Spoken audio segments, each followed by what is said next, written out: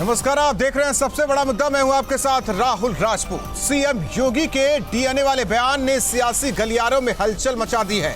विधानसभा चुनाव से पहले डीएनए की एंट्री विरोधी दलों के लिए गले की फांस बनती दिख रही है। वोट बैंक का समीकरण बिगड़ने के खतरे ने विरोधियों की नींद उड़ा दी है। जाति मजहब के दम पर राजनीति चमकाने वाले दलों और नेताओं को सीएम योगी का यह बयान चुभ रहा है। विरोधी लामबंद है। आज इसी मुद्दे पर होगी बहस, लेकिन उससे पहले एक रिपोर्ट। सबका डीएनए एक है। पूरे भारत का डीएनए एक है और इसलिए भारत एक है। डीएनए पर योगी संदेश के पीछे क्या है? यूपी की सियासत में डीएनए की एंट्री हो गई है। मौका था ब्रह्मलीन महंत दिग्विजयनाथ की 52वीं और राष्ट्र संत ब्रह्मलीन महंत अवैधनाथ की 7वीं पुण्यतिथि पर श्रद्धांजलि समारोह का, जहां प्रदेश के मुख्यमंत्री योगी आदित्यनाथ ने नई थ्योरी का हवाला देते हुए कहा कि पूरे प्रदेश का डीएनए एक है। तो नई डीएनए थ्योरी आई है, वह भी क्या कहती है कि पूरे देश का डीएनए एक है, अलग अलग नहीं है। आर्य और द्रविड़ का जो विवाद खड़ा किया गया है, ये झूठ है, यह असत्य पर आधारित है, इसमें कोई सच्चाई नहीं।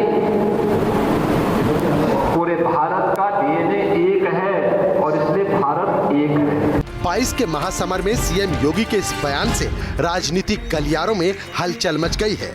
इसी बात को आरएसएस प्रमुख मोहन भागवत जी एक लंबे वक्त से समझाने की कोशिश कर रहे थे, लेकिन ना तो बीजेपी को समझ में आ रहा था और ना ही माननीय योगी जी को समझ में आ रहा था, और लगातार शमशान और कब्रिस्तान की बातें कर रहे थे। उम्मीद है कि अब समझ में आ गया है। शिक्षा हो, स्वास्थ्य हो, सुरक्षा हो, तो इन चीजों में असफल साबित हो चुकी सरकार अब डीएनए चेक कर रही है। ये बहुत शर्म की बात है। सरकार को अपनी जवाबदेही सुनिश्चित करना चाहिए और जनता की जो बुनियादी आवश्यकताएं हैं उसको पूरी करने पर फोकस करना चाहिए, ना कि डॉक्टरी करने पर। राजनीति में डीएनए का जिक्र इससे पहले कई बार हो चुका है। सीएम योगी के डीएनए संदेश ने राजनीतिक पार्टियों की नींद उड़ा दी है। वोट बैंक का समीकरण बिगड़ता दिख रहा है।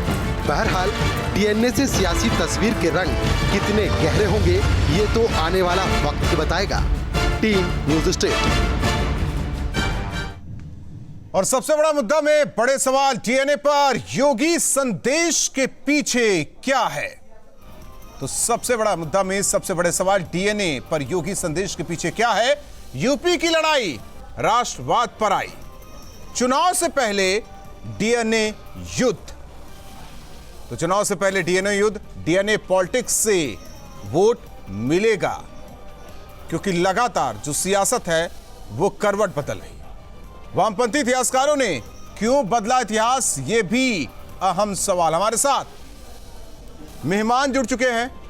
सबसे पहले परिचय करा दे, हाजी मोहम्मद सलीम जी मुस्लिम धर्मगुरु हैं। कपिल श्रीवास्तव जी प्रवक्ता समाजवादी पार्टी। यतिमा चेतनानंद जी हिंदू धर्मगुरु।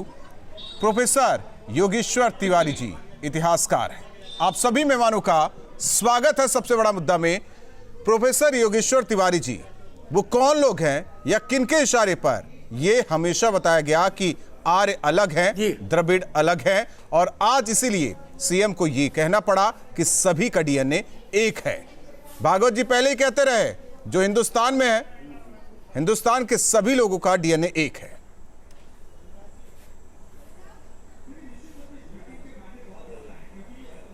देखिए, आज़ादी के बाद जब हमारा इतिहास लेखन का क्रम आरंभ हुआ जी, तो देश का बहुत बड़ा दुर्भाग्य रहा कि इतिहास की जो डोर है वह मौलाना अबुल कलाम आज़ाद, जो उस समय शिक्षा मंत्री हुए, उन्होंने वामपंथियों के हाथ पे सौंप दी जी।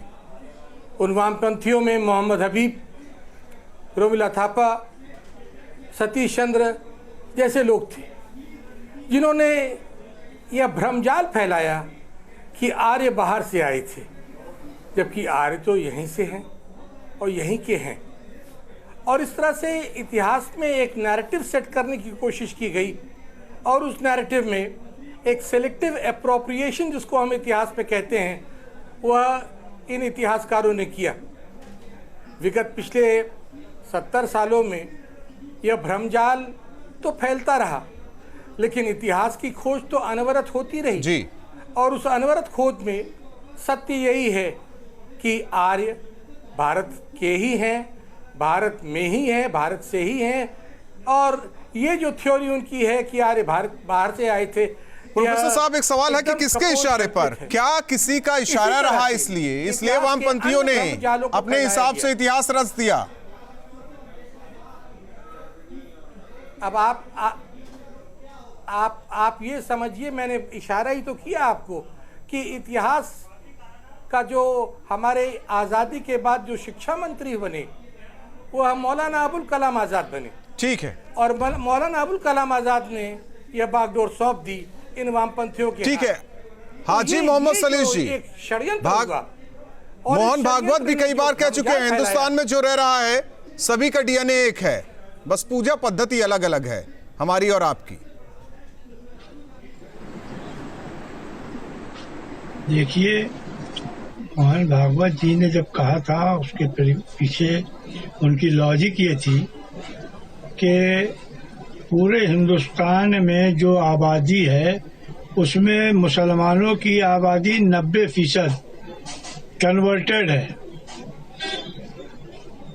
कन्वर्टेड मुसलमान हैंगे जो इसी हिंदुस्तान में हिंदू से मुसलमान हुए जी। तो इसमें कोई बुरी बात नहीं है कि हमारा डीएनए एक है। आर्यंस आए थे, मुगल आए थे, हम इस पर डिबेट करने के बजाय आज जब सारी दुनिया सरहदों में बढ़ गई है, जो जिस सरहद में पैदा हो रहा है, तो जिस सरहद में जो पैदा हो रहा है उसकी वो सरहद है, अब वो उसी देश का नागरिक है। तो अब हमें विचार ये करना चाहिए कि हमारे देश की सरकार थी, जिनके शिक्षा मंत्री थे, वो ऐसा क्यों कर गए?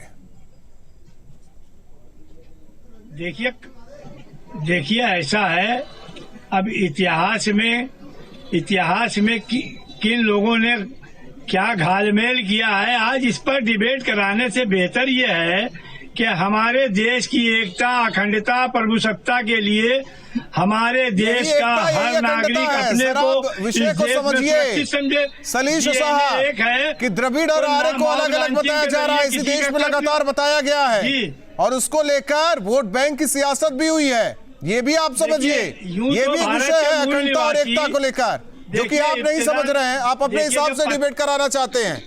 देखिए, भारत आपको धर्मगुरु के बजाय कहीं संपादक होना चाहिए, आप अपने हिसाब से अपना डिबेट चलाइए। यतिमा चेतनानंद जी, प्रारंभ होता है, यतिमा चेतनानंद जी, सलीश जी की मजबूरी होगी, नहीं बोलना चाहते वो, क्योंकि बात अब सनातन की है। जी बिल्कुल राहुल जी, देखिए मैं योगेश्वर जी की बात से 100% सहमत हूँ। 70 सालों में हमारे इतिहास के साथ जो खिलवाड़ हुआ है उसके कारण आज हम लोगों में, सनातनियों में इतने विभेद उत्पन्न हुए।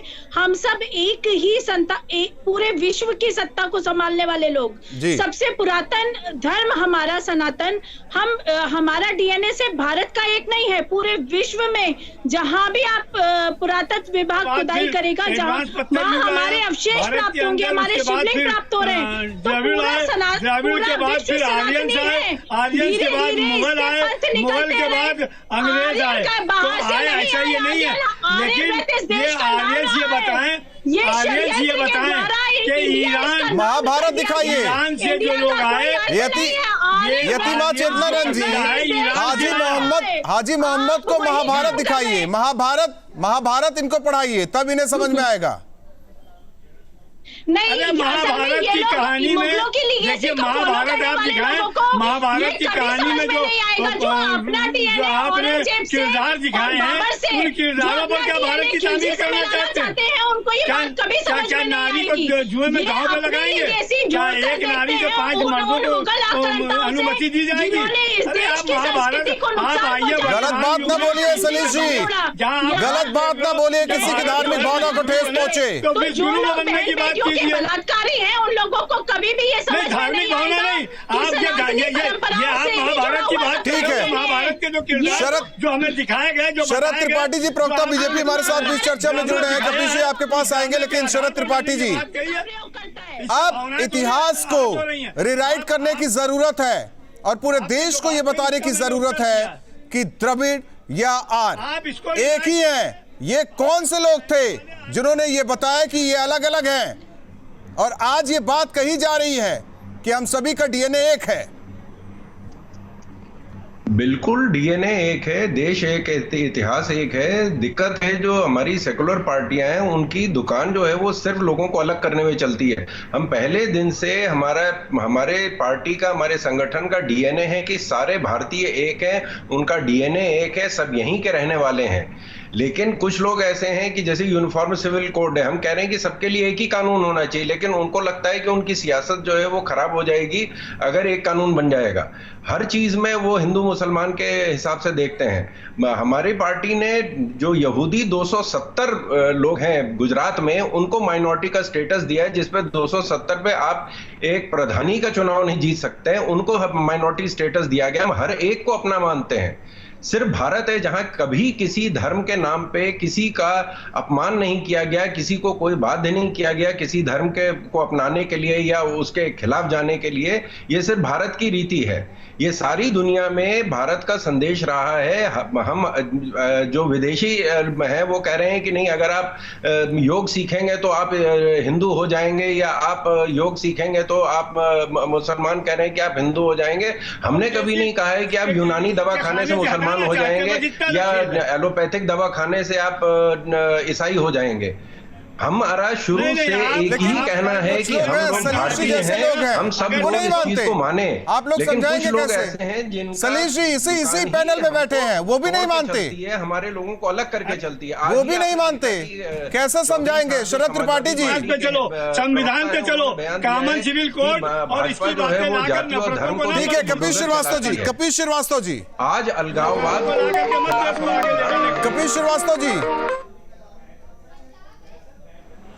आवाज आ रही है आपको? जी बोलें।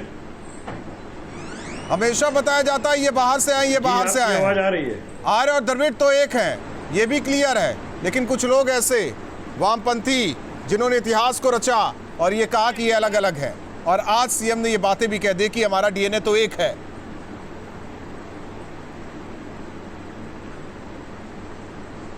भाई देखिए, योगी जी को अगर लगता है कि सबका डीएनए एक है, तो वाकई हम तो कहते हैं कि पूरी इंसानियत का डीएनए एक है।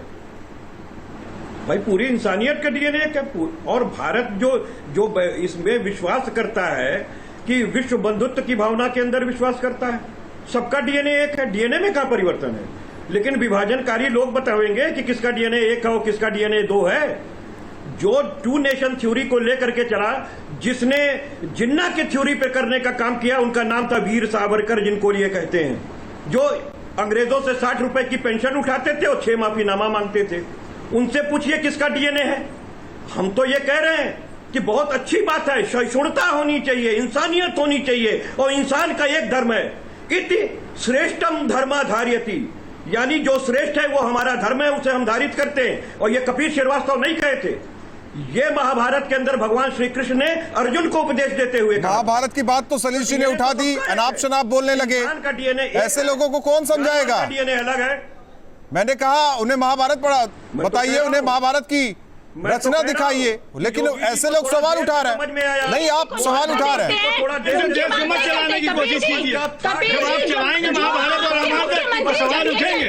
नहीं, जब आप महाभारत और रामायण से देश को चलाने की बात करेंगे, आप सिर्फ इसलिए ये कहना चाहते हैं आर्यन बाहर के नहीं है, क्यों नहीं हमें हिंदुत्ववादी एजेंडे बनाना चाहते हैं। आप लोगों को बेवकूफ बनाना चाहते हैं। आप संविधान के देश को नहीं चलाना चाहते हैं। भारत का संविधान आ गया जिसने पानी जाती है, और आप जैसे लोग इतिहास बदल रहे हैं समाज को। नए इतिहास व्हाट्सएप यूनिवर्सिटी के प्रोफेसर साहब बैठे हुए हैं, इनको व्हाट्सएप यूनिवर्सिटी चलाने आती है। जितनी इनकी उम्र नहीं उतनी, उससे ज्यादा का इतिहास है। सुनिए प्रोफेसर योगेश्वर तिवारी जी, सुन लीजिए आप, ये समाजवादी पार्टी की भाषा है आपके लिए। आशीर्वादी लाल को इन्होंने पढ़ा कि नहीं? प्रोफेसर साहब ने, प्रोफेसर साहब आपने आशीर्वादी लाल को पढ़ाया कि नहीं पढ़ाया?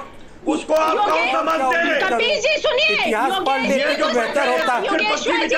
पढ़ के अगर समझ लेते तो और बेहतर होता। ये बताओ कि इतिहास का लेखन किस तरीके से होता है? मिर्ची लग जाती है। इतिहास का लेखन योगेश्वर जी बतावे कि कैसे होता है? तत्कालीन इतिहास शरद त्रिपाठी जी, शरद त्रिपाठी जी नहीं मानेंगे क्योंकि इनको अपनी राजनीति करनी है। मैं तो पूछ रहा हूँ, ये आर्य से आए या द्रविड़ से आए इतिहास लेखन किस या तरीके किसी से और माना जाता है? और किसी और धर्म से आए, इन्हें अपनी राजनीति करनी है। तो तत्कालीन इतिहास लेखक हुए हैं। विश्व बन तो चुकी। अगर आप शरद त्रिपाठी जी, आपको अपना एजेंडा चलाना है, आपको महिला मंडल करना है। शरद त्रिपाठी जी बोलिए। हमारी पार्टी पहले दिन से कह रही है कि कोई जाति नहीं है, कोई धर्म अलग नहीं है, सब जातियां एक ही हैं। हमारी पार्टी में और हमारे संघ में जाति सूचक शब्द का प्रयोग ही वर्जित है। कोई जाति सूचक शब्दों का प्रयोग नहीं किया जाता, सिर्फ पहले नाम का प्रयोग किया जाता है। हमारे डीएनए में है। हम किसी धर्म का, किसी जाति का ना अपमान करते हैं, ना किसी को हम किसी से आगे मानते हैं। सब जाति और सब धर्म एक है। लेकिन जब ये शर्मनाक बातें की जा रही हैं कि आजमगढ़ में कहा जा रहा है कि सोनिया जी को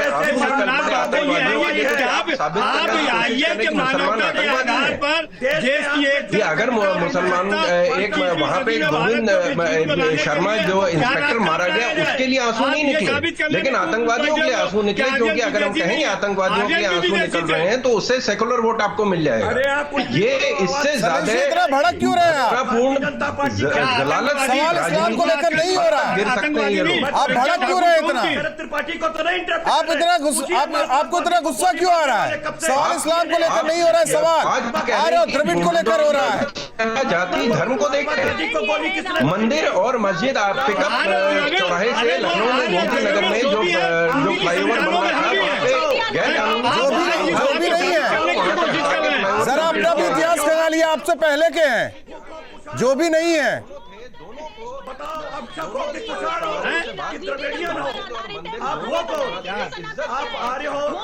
कपिल जी यही सवाल आपसे है। कपिल जी आपसे सवाल यही है कि आप आर्य या द्रविड़ हैं? सनातन हमारी पूजा पद्धति एक है, हमारी पूजा पद्धति एक है, हमारा रहन सहन एक है, फिर अलग कहां से हुए? आपको इतिहास का इति भी मालूम है कि इति माने क्या होता है? राहुल भाई आपको इति मालूम है? राहुल भाई की चैलेंज करता हूँ, देश में आज योगी जी के साथ आपको इति मालूम है कि इति का माने क्या होता है? आप लोगों ने दंगे भड़का, आपको तिलमिला बैठे हुए दक्षिण इति का मतलब होता है संपूर्ण। बात सुनिए कपिल जी, आप हमसे न लड़िए। इति का मतलब होता है संपूर्ण, ठीक है? ठीक, अब बात समझ में आई। संपूर्ण। मुझसे सवाल न कीजिए, मुझसे सवाल न कीजिए। आप क्या कीजिए कि आप क्या हैं? आप क्या हैं? तो पूछ रहा हूँ आप कौन हो? आप क्या हैं? आप भारतीय हो ये तो मैं जान रहा हूँ, लेकिन आप हो कौन?